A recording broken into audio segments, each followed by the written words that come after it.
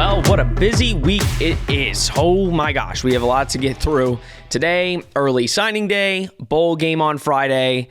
It's going to be a jam-packed episode, and I hope you're ready for it. Hello, everybody, and welcome back to Charge On. As always, I'm your host, Sean Green. Before we get started, as always, a quick word from our sponsor, BetOnline. All the major pro sports are in action this week with the college football playoffs ready to kick off. BetOnline is your number one destination for all your sports wagering info, including news for pro football, the NBA, upcoming fights, and NHL games this season. Head to the website today to get into the action and see all the updated odds for the week. Remember, use our promo code BELIEVE to receive your 50% welcome bonus on your first deposit. BetOnline, where the game starts. Nick, we were just talking before we got on. It's crazy right now. I mean, now granted, I was saying because UCF game is on Friday, it's a little bit more hectic compared to some of the other, people that maybe had their games on the 27th, 28th. Because UCF game is on Friday, we've got early signing day today, and we're going to get to all of the people that have committed and made this the best class in UCF history, beating last year's. But kind of, how are you doing first? And are you ready to go through the crazy amount of news that we have piled onto our desk to talk about? I'm just trying to keep up with everything. And it's like you said, it's absolute madness. We talked about it last time I was on at the schedule. It's just ridiculous, but it is what it is. I don't think it's ever going to change. Yeah, you mentioned off the top, UCF has a bowl game on Friday here in my backyard, by the way. And I wouldn't even know that they were playing in one, to be honest with you. It feels so secondary.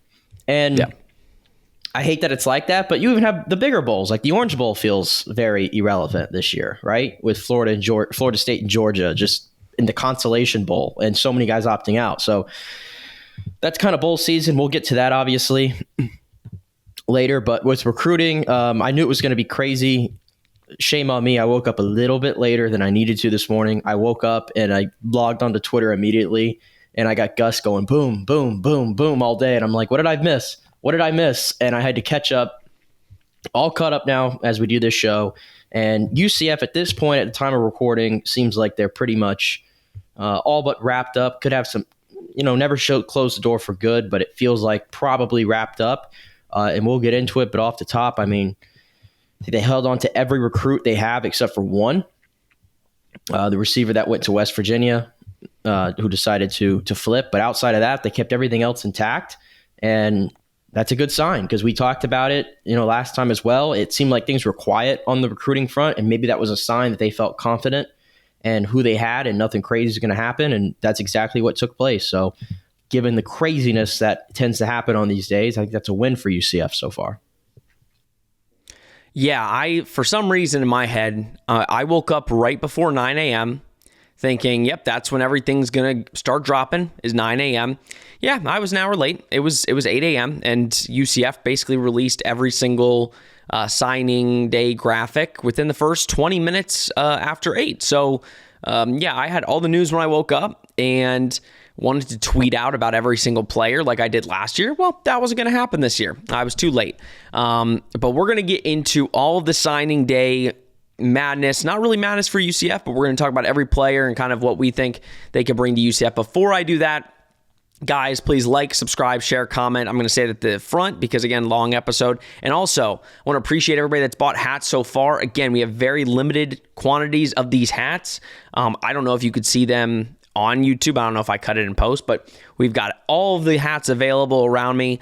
We have the Etsy shop link down below if you want to buy one. I'll also be at the bowl game on Friday. I'll be bringing the hats. So if you're like, I don't want to pay for shipping, I just want to get the hat on the bowl game day and I want to wear it at the game, find me. I'll be kind of tweeting out throughout the day and you could buy yourself one of the hats. And again, I appreciate anybody that's bought one so far. We greatly appreciate it here at Charge On.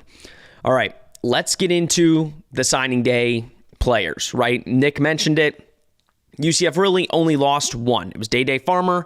He flipped to West Virginia. Nick, we've been kind of seeing, we've kind of known about this for about a week or so. Not many UCF fans did, but again, social media is your best friend. He's been liking tweets. He's been retweeting stuff about flipping.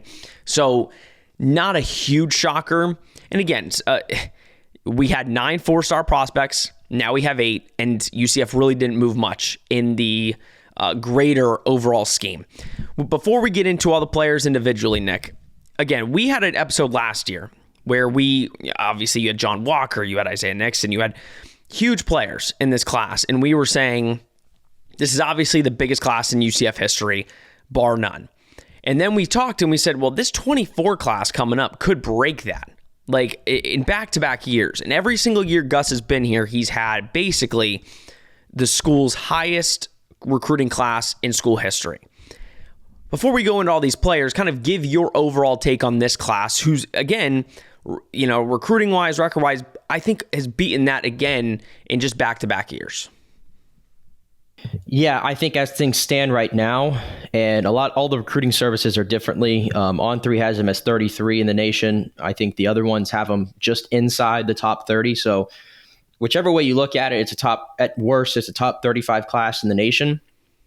And I think that's pretty important because this is just the second recruiting cycle and really the first full recruiting cycle that they've had as a member of the Big 12. And the fact that they were able to land, as things stand, the number 2 class or number 3 in the entire Big 12, just behind Texas Tech and or TCU. Again, all the recruiting services are a little bit different. That's a big win as far as I'm concerned. I think you have 8 blue chip prospects in this class. I believe over the past 8 years, that's exactly the number you signed in those 8 years. So think about that. Yeah.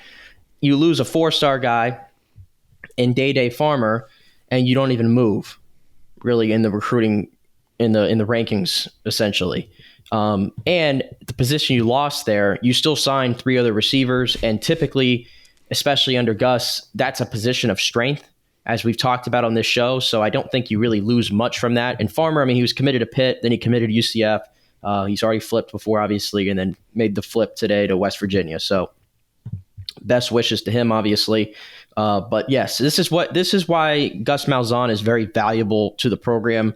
Whatever you think of him as a head coach, if you have concerns there that we've kind of voiced on this show, recruiting is definitely up his alley. Shout out Kingdom NIL. It appears they came through as well. And now that things are kind of set in stone, you can kind of continue to put the finishing touches on the transfer portal. And UCF still has some stuff wide open with there. They've only brought in, I think, 3 or 4 guys so far. We're expecting more, obviously. But yes, early indication of this class. This is a good one. You have one of your top players ever coming in Jaden Hayward, the safety out of Rockledge, Florida. That was a big one. So I think everything Gus said that he was going to do on the recruiting trail, I think that has held true so far. And again, this is only in the first full recruiting cycle in the Big 12. It's going to get better. It's going to get better. And eventually UCF, I think, is as well positioned as anybody in the Big 12 alongside the Colorados of the world and Texas Tech to almost take a stranglehold on recruiting in this conference. Yeah, I already know what our episode is next week. We haven't even talked about KJ Jefferson news and that UCF is looking like they're primed to potentially take a stab at him in the transfer portal / cycle. But again, we have too much news to get into. That is a afterthought of what we're getting into this episode. But let's start talking about these guys, Nick. I mean, you kind of mentioned it. Jalen Hayward. He was a guy, and he's the John Walker of this class. We're going off On3 rankings, but I know if you go to like 247, he's, I think, the number 4 highest rated recruit in UCF history, which again, if you look at the top 25 like highest rated recruits in UCF history, they've all come in the last 3 years, basically. I mean, it's probably half or over more than half. Jalen Hayward was originally committed to Georgia.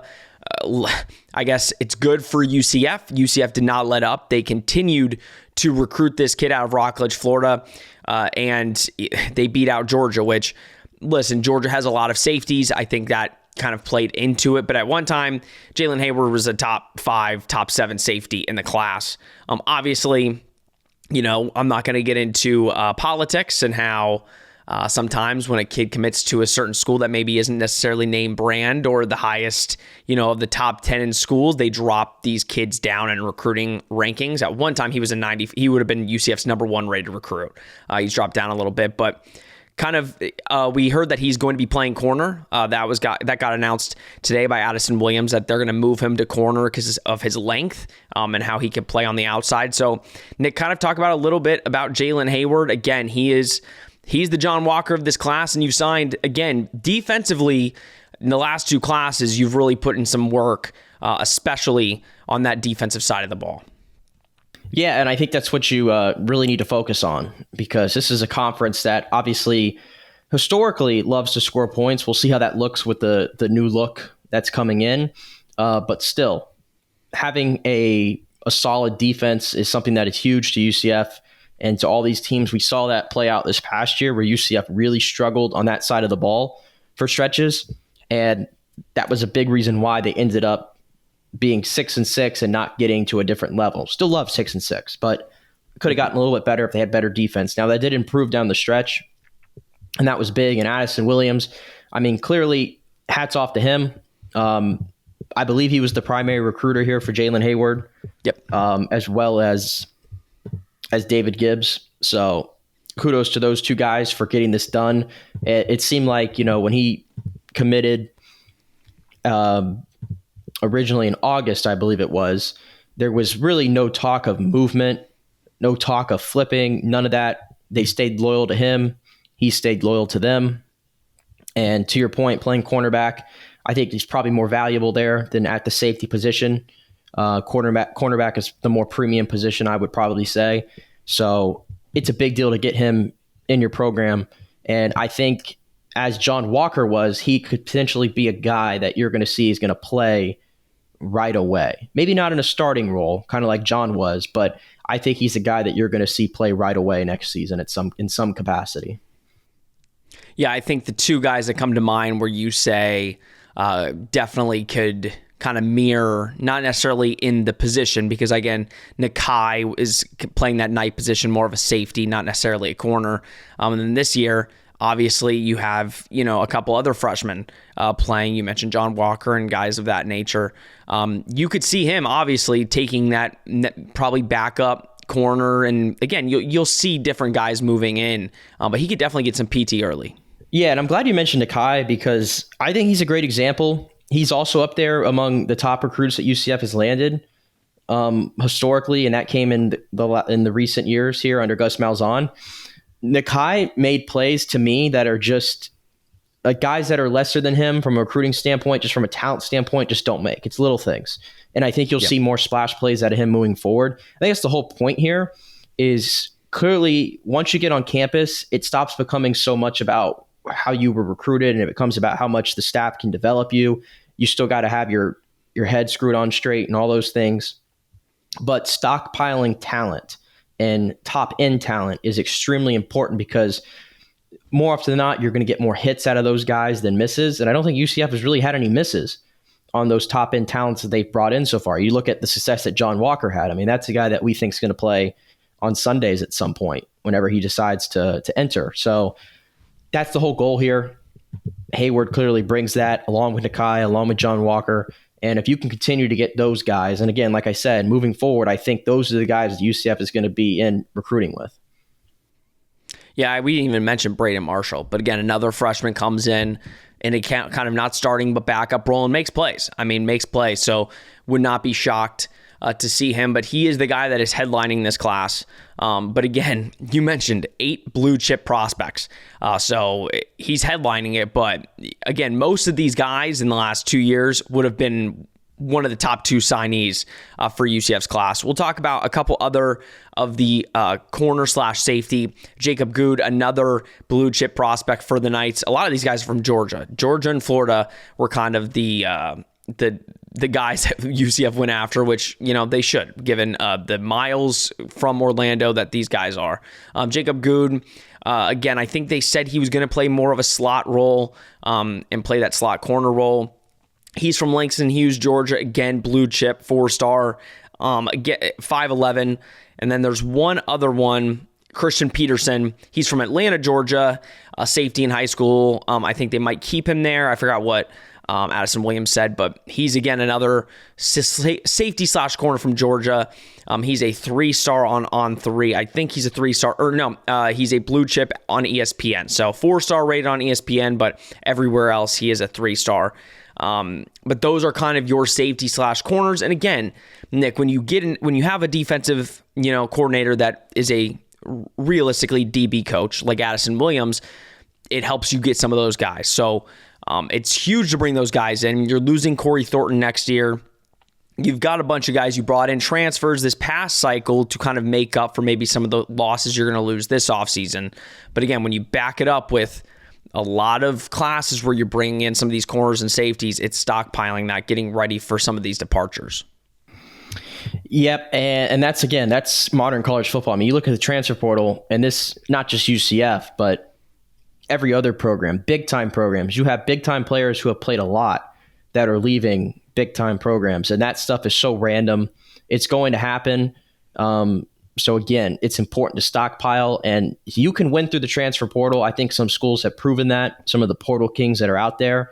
UCF has certainly used the portal to their advantage. I mean, their entire offense outside of Alec Holler was made up of transfers these past 2 years. So that tells you how important the portal is, but I still believe that it's a big deal to get those blue chip guys in your own recruiting class first, because then you can develop them sort of at your own pace. And I still think that's very important. So again, stockpile talent. And if you look up and down this class, we've talked about the secondary. They definitely went in on that part of their, they went hard on that team, on that part of the team. But they brought in, I think, a player at every single position, at least across offense and defense. They were able to get at least one player, I think, all across the board. I tell you what, the player that I'm still very excited about, I'm sure you are as well. He was another guy who had committed sort of early, was Kylan Fox, the tight end, another guy from Georgia. I mean, just on paper, assuming that you were able to keep both guys down the road, I mean, I think the tight end room was something that had been lacking from a high-end talent standpoint. And now you have Randy Pittman, who showed a lot last year in a smaller role, got more playing time as the season went on.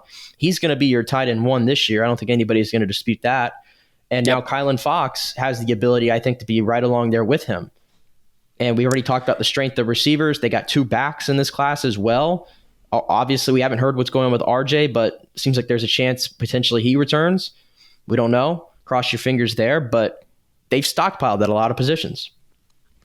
Yeah, we'll quickly get into it. Closing out, and we'll talk Kylan Fox first, but you mentioned the safeties and the corners and the DBs, really, and they added, I think, 5, because we talked about 3 of them. They added Chasen Johnson from Seminole, played at Sanford, Florida, and he's a corner. And then they also added Jashad Presley, another guy from Orlando, plays at Dr. Phillips.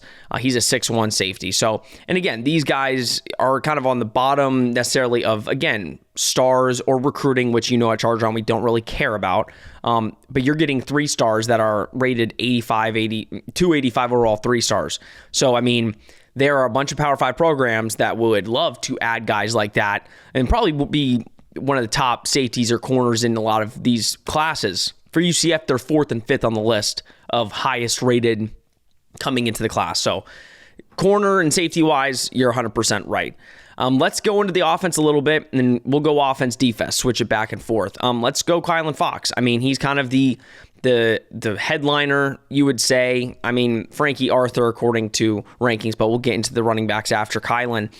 Kylan was the one that I think a lot of UCF fans really targeted. You've mentioned it. The tight end room has been lacking just a little bit of productivity when it comes to just more of a receiving. I know we kind of use tight ends more as a blocking scheme, which you've seen in some of our recent commits and transfers. They're more so guys that can come in and just block really well, be a really good utility guy. Listen, you added 2 guys in the last 2 years that can really go block and catch the ball, and Kylan Fox is that. Randy Pittman, you have him as your tight end 1 going into next year. Kylan Fox is more of a tight end wide receiver kind of combination. Man can run, man can catch, man can block. So what do you like out of Kylan Fox, and what can you see Randy Pittman and him can definitely be on the field together at the same time, and that's not good for some defenses.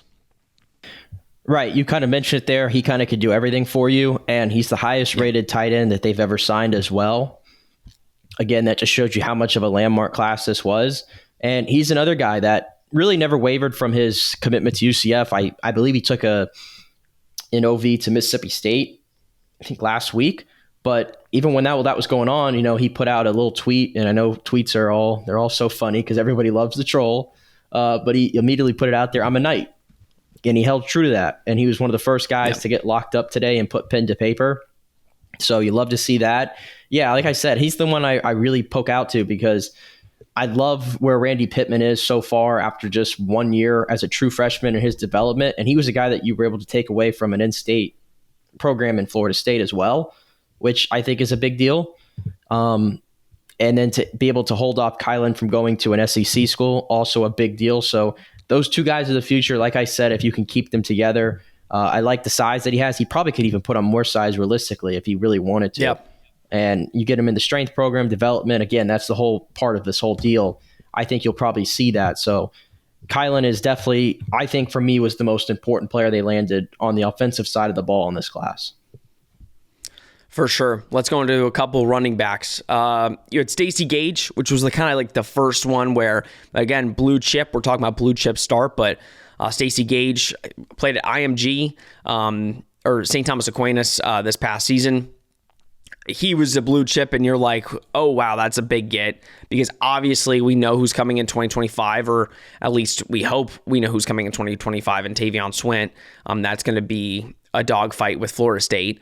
But you get him committed, and then you get Frankie Arthur from Oak Ridge in Conroe, Texas, and you're like, you have two blue chip running backs signed in one class.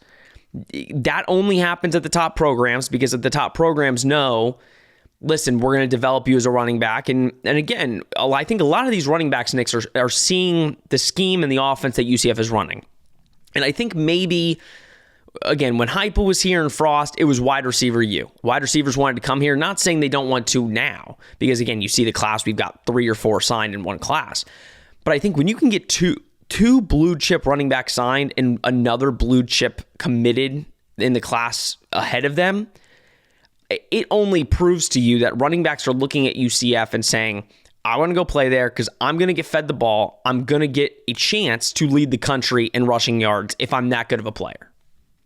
Right. I feel like that's another position they've developed really well over the past few years. I mean, UCF has been pretty deep at that position as well. And you look at the success RJ Harvey has had in the offense, and he really was, the bell cow for the team this season. So I'm sure that was big. And even to Stacey Gage, we've talked about this too. You almost forget about him because I think it's next year's class, but Tavion Swint, who I believe was his teammate down there at St. Thomas Aquinas. So I think that was a big thing for him that they could be did I get that right? They were teammates, right? I don't think so. Because Tavion plays at Osceola. There was a relationship there, wasn't there? No, I think there's a relation. There's definitely a relationship with the two of them because even when Stacey Gage committed, it wasn't like, I don't think Stacey was really on UCF's radar or, vice versa. I think it wasn't until Tavion and then posted a picture together with Stacey Gage taking a visit. We were like, oh, that's kind of a shocker. But yeah, they've got a relationship, but I don't think they play together. Yeah, you're right. They did not. I don't think they played together either. I'm checking that now, actually. They will if he stays committed to UCF, then they will be obviously, teammates in a year. But yeah, I know I remember that somewhere that they had a relationship, and I think Stacey had talked about that, or Swint had talked about that, being teammates together was a big thing for them. So whatever the case, definitely excited about that. Stacey, again, he's a 4-star guy, so he's one of your top running back recruits that you've ever had. You were able to get him over 4 absolute bona fide stud programs in the nation as well, and you got him early. And again, that commitment never wavered from him. Didn't hear much from him the entire year, and that ended up being a good thing. And then Frankie Arthur, like you mentioned, I mean, he's the one that's more kind of heralded than Stacey. So I'm sure there's going to be some more buzz around him as well. He was a top 230 player in the On 3 rankings, top 20 running back as well. And so you're able to get both of them. When you stockpile talent, of course, I mean, there's always that risk of not everybody's going to stay. Yeah. That's likely going to happen. But for right now, just get as many as you can on campus, and you'll see who rises to the top. And so bringing in two guys like that, again, it's a very big deal. And so Frankie Arthur, Stacey Gage, again, continue to stockpile talent at these positions. No doubt. Let's go back to the defensive side of the ball. We've got a couple linebackers and a defensive lineman. Quay Birdsong. I think that's how you say it. You can. I say Quay, but I know I'm probably pronouncing that wrong. We talked about him when he flipped. He was originally a Cincinnati commit. We love taking them Cincinnati guys, but originally committed to Cincinnati. Portal too, by the way. Yeah, Miles Montgomery. Again, we're going to talk about transfer portal later on because I'm sure there's going to be a lot more commits here in the next coming weeks. But again, linebacker is a position of pure need, and I think UCF has really gone out, especially in the last two classes, and really kind of made sure to get that position. Quay Birdsong from Troup County. I'm in Georgia, 6'2.5" as a linebacker. Again, really good get. He was kind of the number one linebacker on UCF's board when he still was committed to Cincinnati. He visited UCF a couple times, and then we kind of figured he was going to flip. DJ McCormick, another linebacker. Again, he's teammates with Jalen Hayward at Rockledge. He's a 6', 190 linebacker. Again, he's great on Twitter. Retweets everybody use UCF stuff. He was like the one guy I was so confident would not flip, even though it looks like nobody did flip. So he's been a UCF commit for a while. He's a 3-star. And then Marcus Downs, Nick. Marcus Downs, defensive lineman, the number one defensive tackle in South Carolina. He just committed a week ago.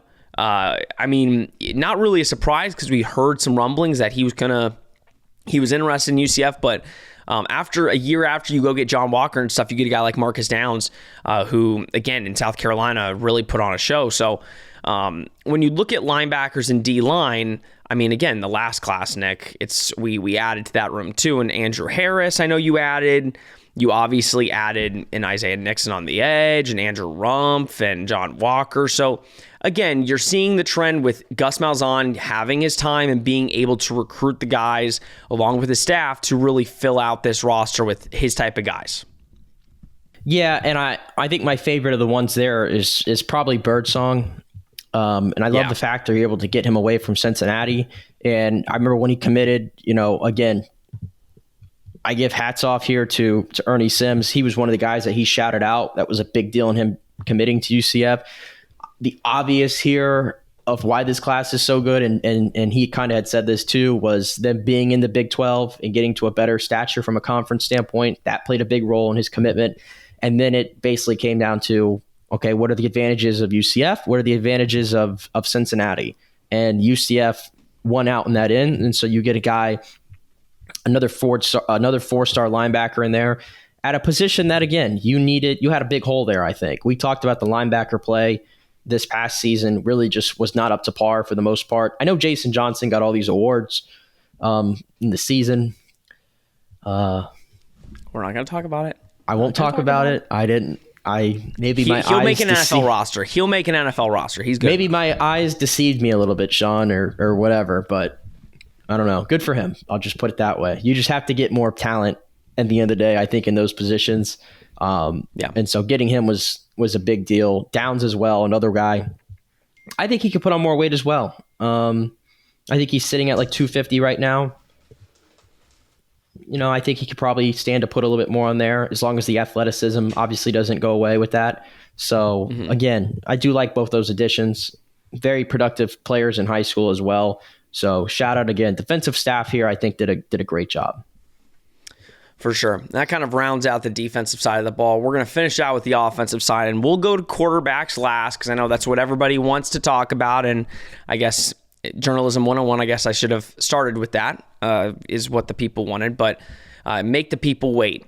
One of my favorite signings of the entire class is Walt Claire Flynn. Obviously, a lot of people wanted another offensive lineman that ended up going to Oklahoma, but we're going to discuss the one that stayed committed to UCF basically throughout the entire recruiting process. Teammate of Kylan Fox, again, UCF keeping up with the theme of recruiting teammates. He also went to Grayson in Georgia. Another blue chip guy. I could totally see him starting at center. maybe from day one. He's already built big, 6'1", 305. Obviously, I agree with Nick. With some of these guys, obviously, as a freshman coming in, you need to put on a little bit of weight. I do think he can put up maybe a little bit more, but he's already pretty big. And I think if he comes in and he really does well early on at center, I think he can give some of these guys a run for their money to start year one. I think he's that good. Another offensive lineman, Chase Malamala, he is in Florida. He is from the Benjamin School in North Palm Beach. Again, he's big guy, 6'7", offensive tackle. Again, Herb Hand is just a guy that likes to get these bruisers at the offensive line position. He's done really well in the last couple years. Let's really quickly talk about the wide receivers, and then I'll throw it to Nick before we get into the quarterbacks, obviously. Again, Nick brought it up. Many wide receivers, kind of headlined by Burdell Richardson, another blue chip prospect from Carrollwood Day in Tampa. Again, Nick's side of the woods right there, 6 foot 190. He can really play, which all these guys can. Kaysen Stokes, another wide receiver, Riverview, Florida, 6'2". Can really go up and get it if you watch his tape. He is a special receiver. And then Jordan Bridgewater from Winter Garden, Florida, right down the road, 6 foot, 163, speed guy, can break away, has breakaway speed.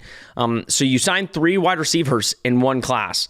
So I'll throw it to you, Nick. Obviously, you get 3 wide receivers, 2 offensive linemen. This was really an offensive class. They really went out and got a lot of offensive players. And again, more so to scheme and maybe not necessarily the top guys. But when you get a couple blue chips on the offensive line and receiver room, I mean, you're doing pretty good in a class. Yeah, and fun fact, you mentioned Kaysen Stokes, Riverview. That's literally right down the road from where I live over here in there you go. In Lithia. And he went to my mom's high school, which is Armwood, which, if you're not familiar, has been a powerhouse producing high-end talent for a long time in the Bay Area. So very excited about it, or very excited about Kaysen Stokes and what his potential in this offense. Burdell, like you mentioned as well, another guy from Tampa at Carrollwood Day, able to just get him from, again, several big-time programs. I think that was a big deal. The offensive line, you mentioned that position as well. And Walt Clare, again, he's another one of my favorite guys. I think they were able to bring in this class.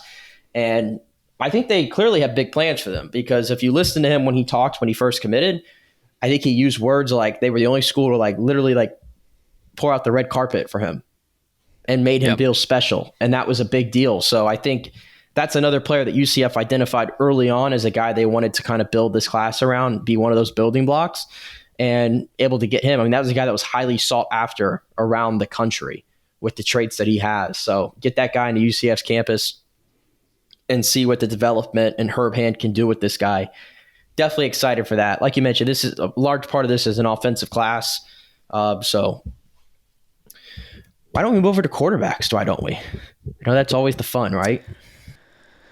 Yeah, well, now, see, that's the thing. It was going to be a pretty straight and narrow forward with one, but now you add 2. We'll go to the one that's technically the older of the 2, which is Riley Trujillo. We've been talking about him. Again, gosh, it feels like for the last year. He's been clear-cut UCF commit for a long time. 6'2.5", 200, played for Barnum Trail in Jacksonville. Again, he was right when Henshaw really got the job, he committed. He's been a Henshaw guy. He plays like a Henshaw guy. If you go watch him play, really talented. Again, I see similarities with him and Dylan Risk, but again, that's more so just the type of quarterback. He had offers from Virginia Tech, Georgia Tech, Arkansas, and Kansas, just to name a few. But he was the first one. And then the shocker we got last week, Nick, was E.J. Colson. He was the 2025 quarterback commit that we all were, I think UCF fans are really high on because they watch his tape and it kind of just wows them a little bit.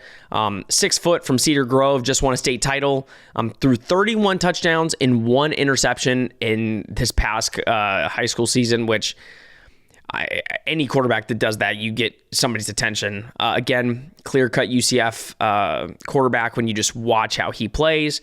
Had offers from Virginia Tech, Cincinnati, who else?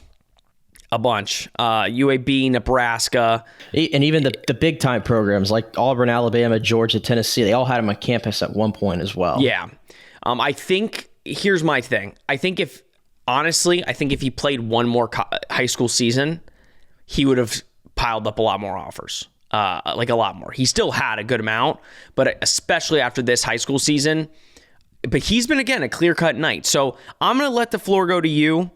You have two quarterbacks here. I think there's a clear-cut agenda by UCF fans for one of them, because I think the excitement for one of them was just a lot higher. But kind of what do you see out of these two guys? And again, the youth movement at quarterback, if you look at the quarterback room for UCF. Yeah, you mentioned there's more excitement for one of these guys, and that's obviously going to be EJ Colson. And that's no disrespect to Riley Trujillo. I mean, again, it's about stockpiling these positions and getting as many guys as you can.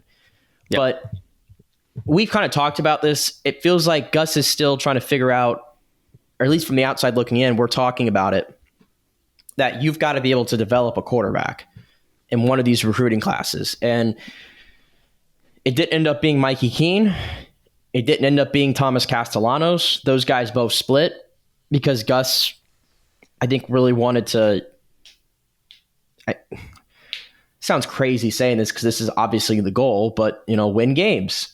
And he wanted to get that surefire guy in there that had the experience, and that was JRP. But they've already let two very talented guys out the building. Now EJ Colson comes in, and you talk about excited to get to UCF. I mean, there's obviously a reason why he decided to reclassify as a 2024 guy as opposed to 2025, and he's going to be on campus right away.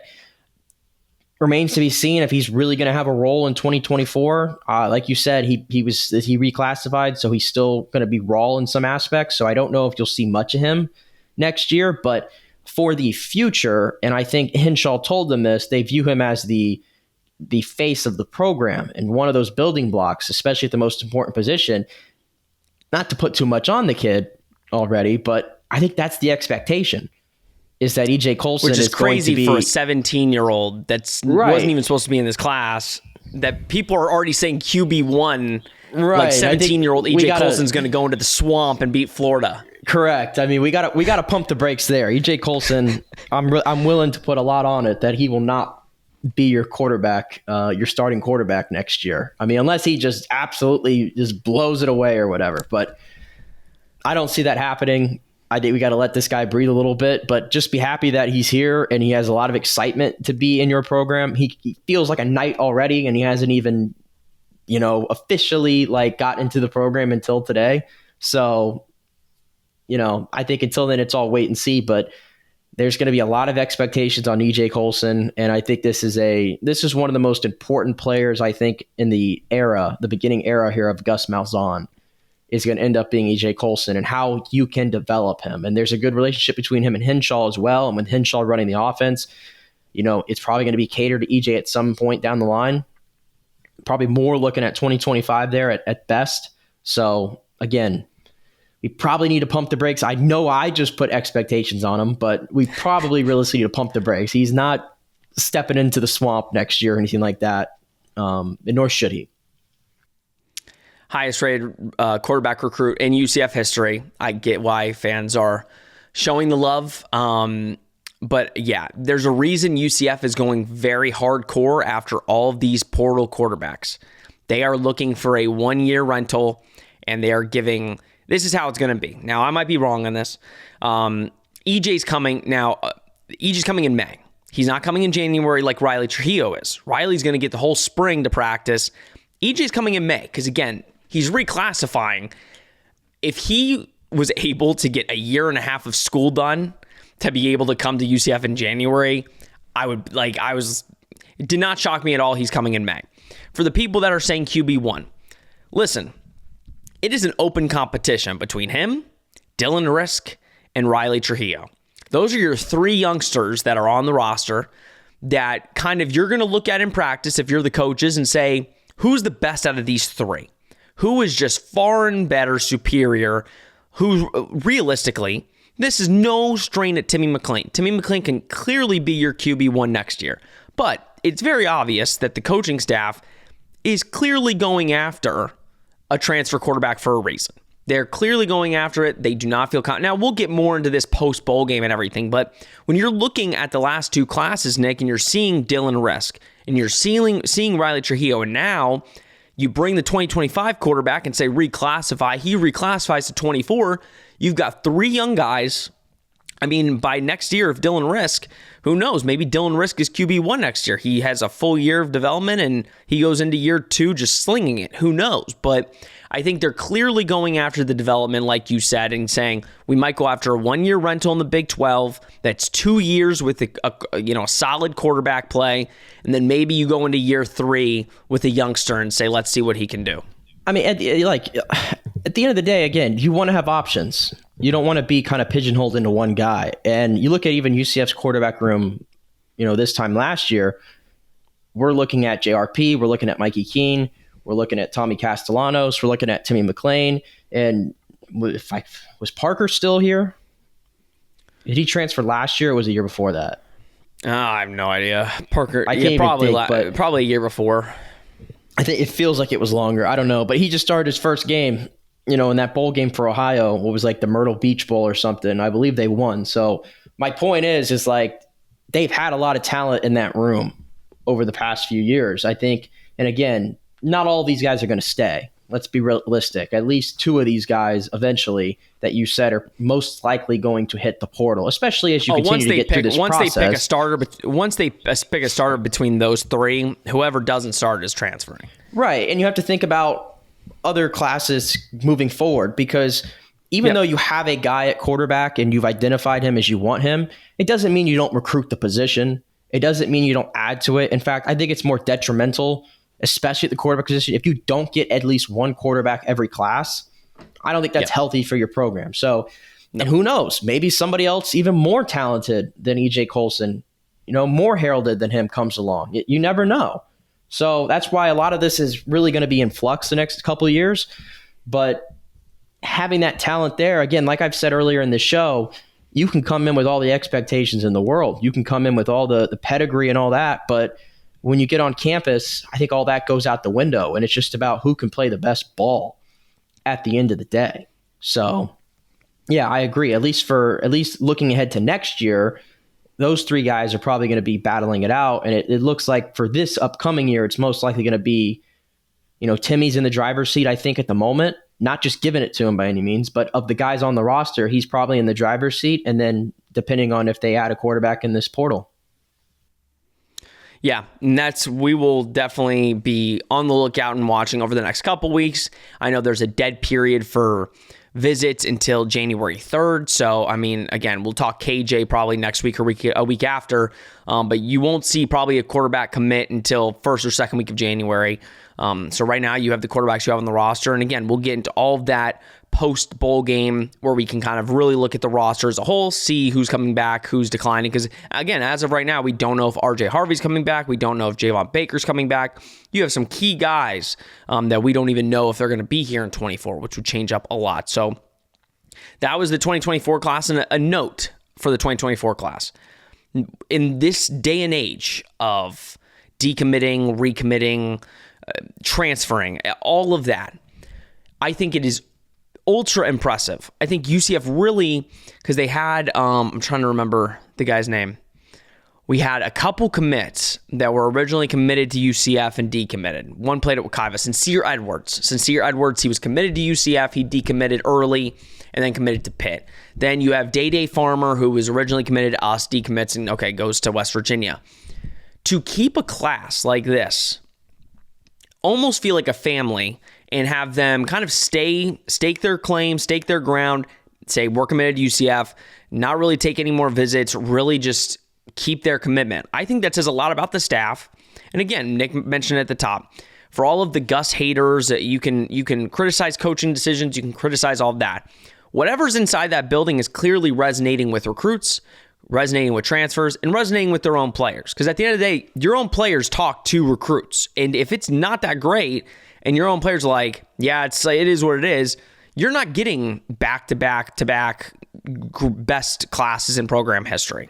Right. And think about it, too, from the standpoint of, again, question Gus as a coach all you want, but as a recruiter, there's got to be something there that you can hang your hat on. And I almost compare the situation, even though it's probably an unfair comparison, is to what's happening at Florida in real time right now.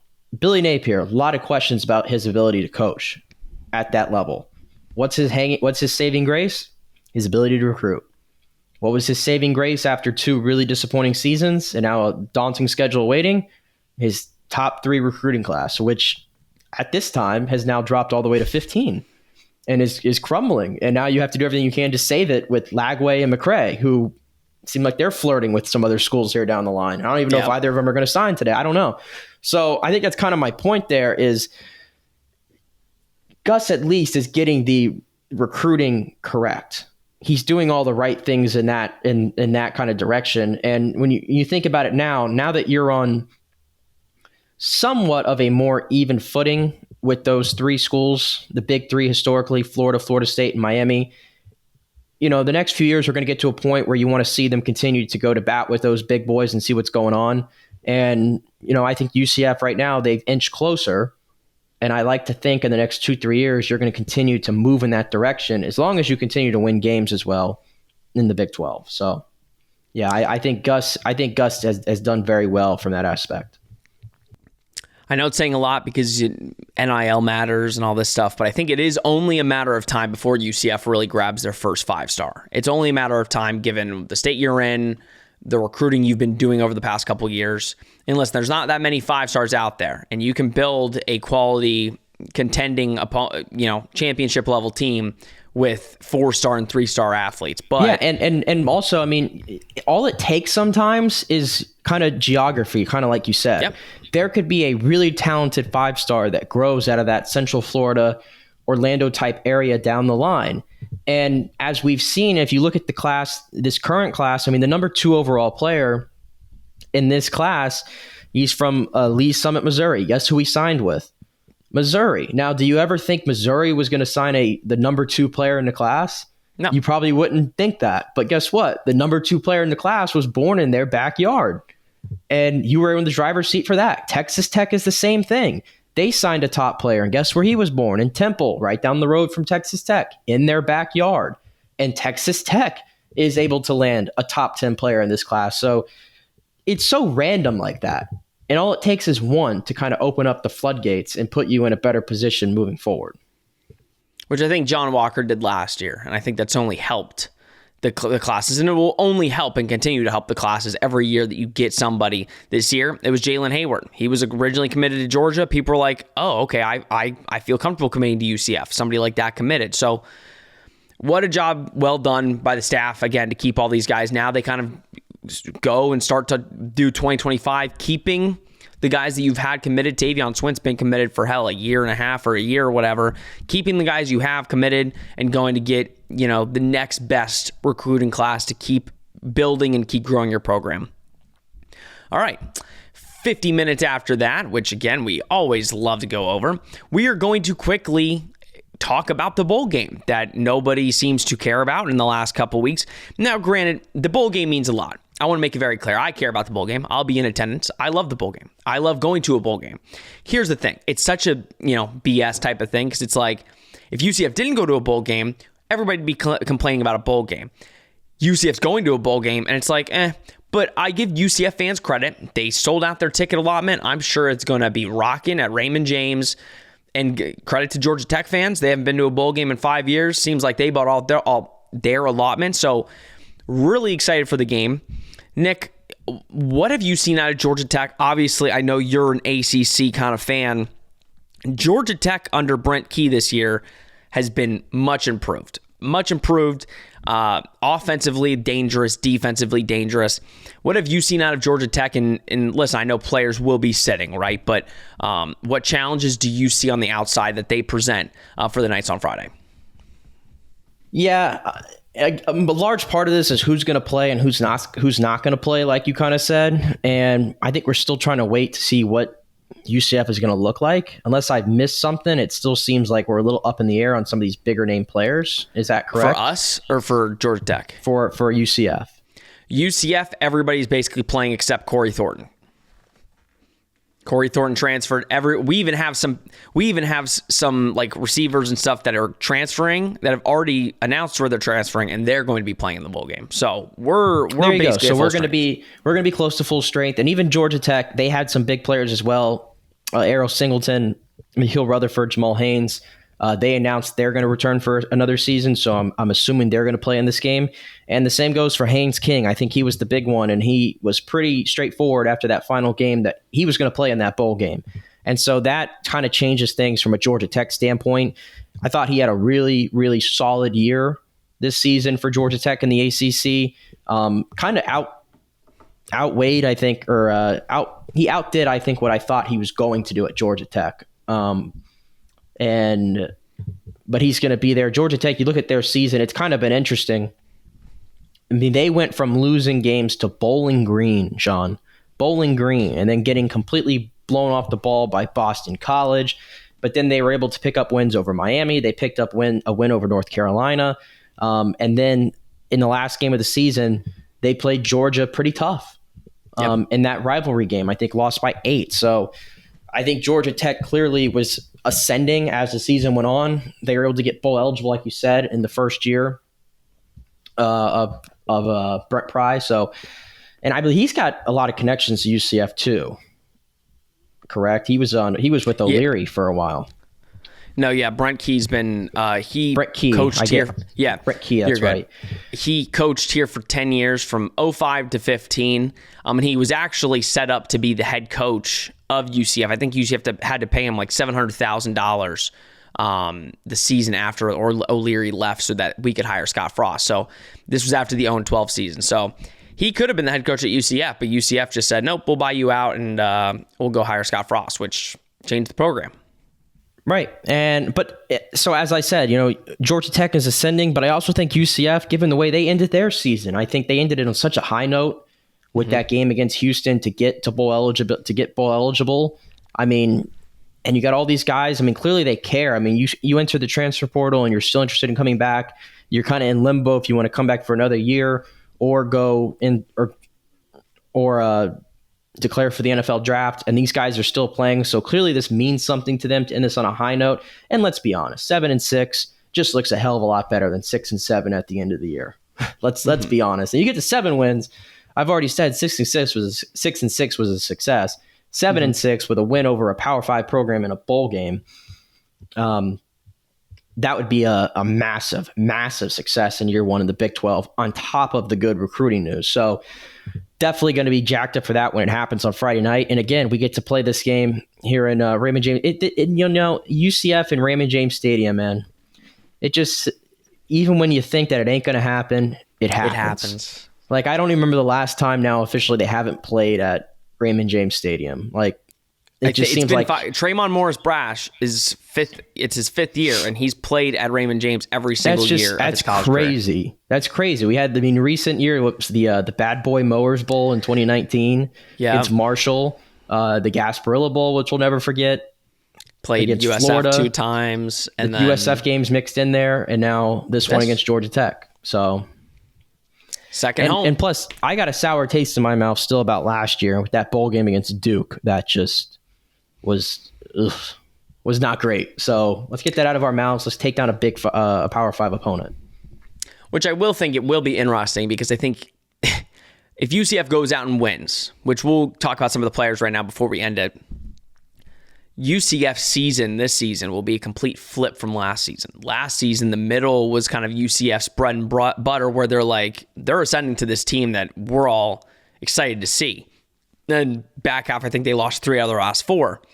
This year had a really bad middle of the year, and now you're getting to the end season where you win your 3 out of your last 4, potentially 4 out of your last 5, and end on a high note, which kind of just changes the mindset of what you are going into next year. And listen, I think a lot of people are going to just strictly assume, based off whatever quarterback UCF gets, next year will be a lot better, or they'll make a jump. Because if you look at the games this year, was, we'll get into it postseason. They're already so far ahead. Even if you just compare them to the 4 schools that came in together, they're already so far ahead of those other schools. Yeah, like like I said, look at the recruiting. I mean, we're competing for spots with Texas Tech and TCU and Colorado. None of those other schools are doing that. And I think the product on the field was different too. So you've already got the lead in there. So in that standpoint, you've kind of just moved on, and now it's about competing now in the Big 12. And this would be a big one to get this and have some momentum going to next year.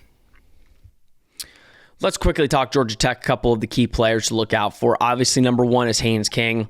He scares me. Listen, just plain and simple. A guy, again, dual threat, can really beat you with his legs.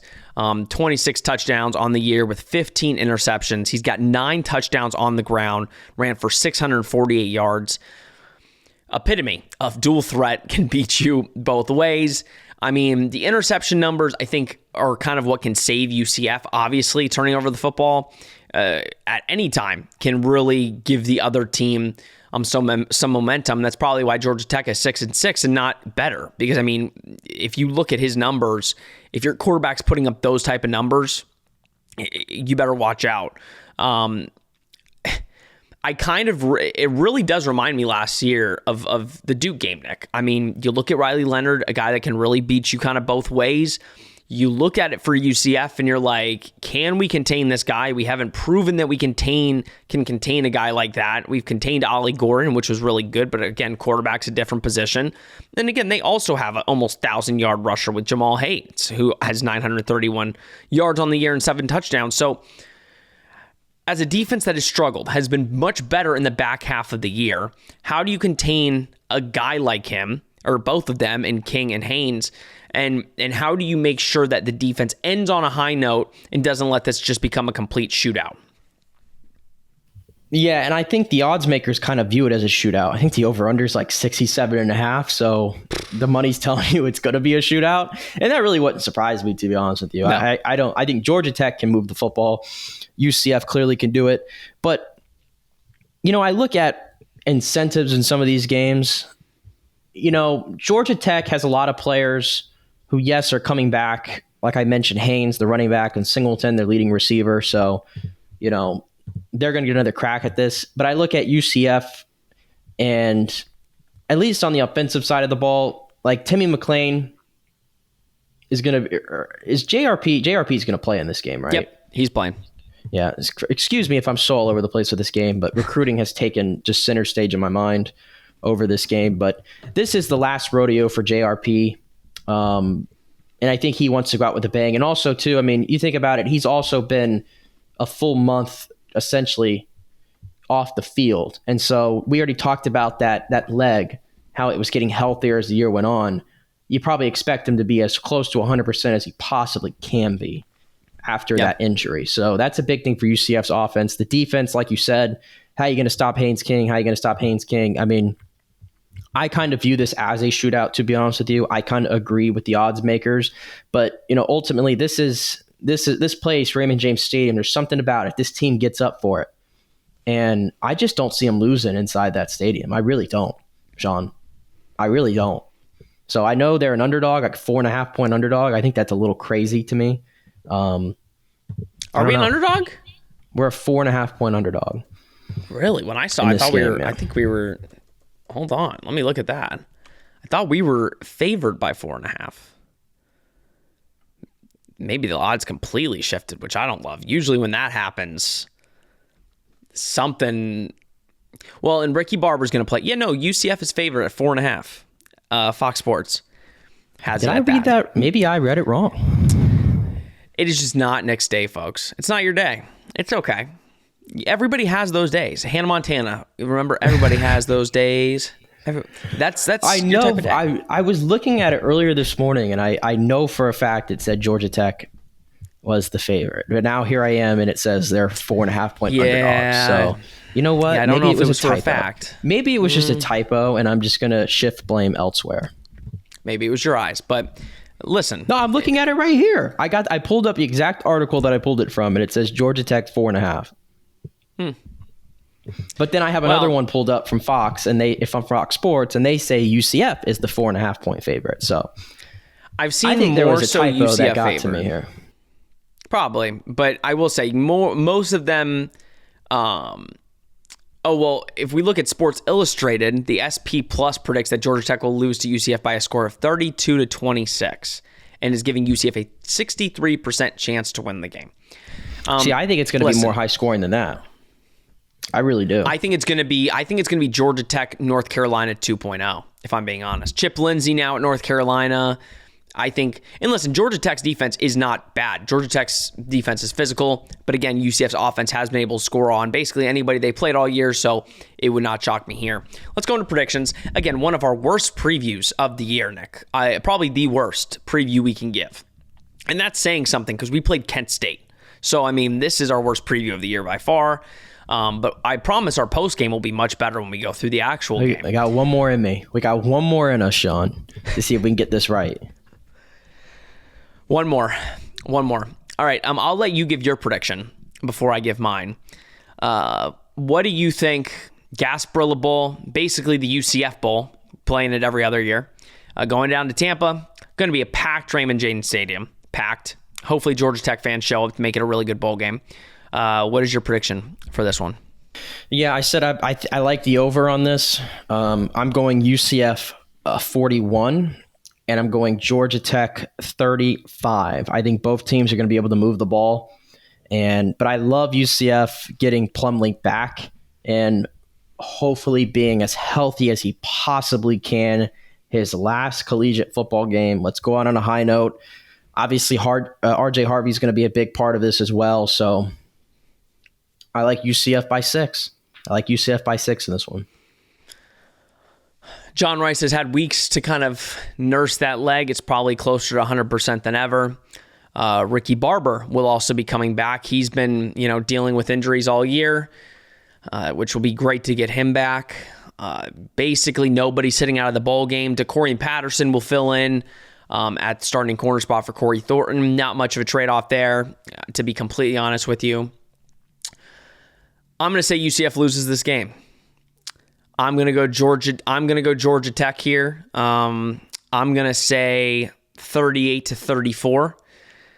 Listen, I'm gonna try and be a positive jinx here. I think we both said Duke was gonna lose to UCF last year, and look how that backfired. Bowl games are weird. Did we? I think we both picked UCF, which is, I think we did. I'm gonna listen.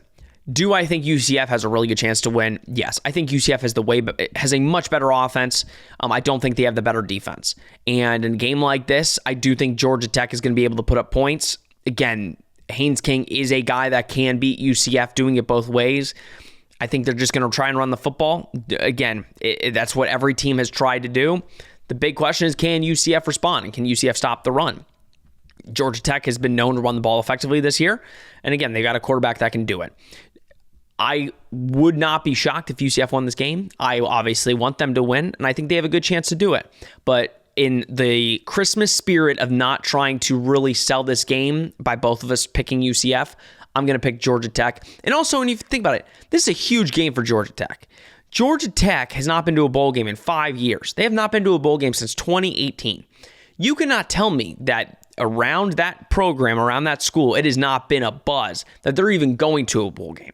The buzz when it got announced we were going to the Gasparilla Bowl was people complaining, people shaming us going to the Gasparilla Bowl for the third time in 6 years, just complaining.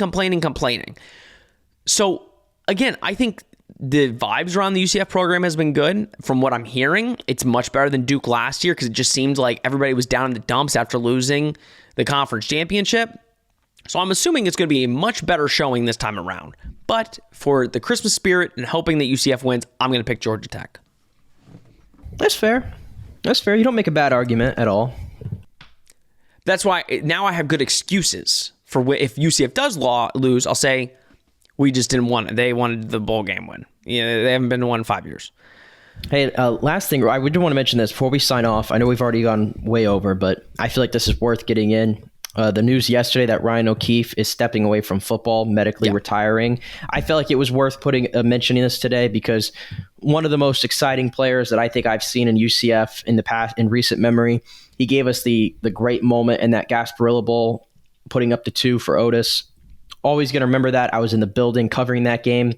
So obviously very unfortunate this had to happen to Ryan, but I think whatever he does, he's going to kill it afterwards. So shout out Ryan O'Keefe. Well said. Shout out Ryan O'Keefe, and is a UCF legend for his time here. And hopefully, in whatever he does next, I hope it's with UCF. If not, he's going to kill him whatever he does. So very well said, Nick. All right, everybody. You're welcome for the long episode. Over an hour. Bowl game on Friday. We're recording this Wednesday, December 20th. This is going up as soon as I edit it. So Wednesday episode. Game on Friday. Like I said, please go to the Etsy shop if you want some of these hats. We would greatly appreciate you buying them. Again, I'll be at the bowl game. If you guys see me, come say hi. Would love to see you guys. And let's go get a win on Friday and then take a little bit of a chill pill with all this news because I need a drink after the past week and a half. All right, guys, this has been Charge On, presented by Bet Online. We will see you on Sunday.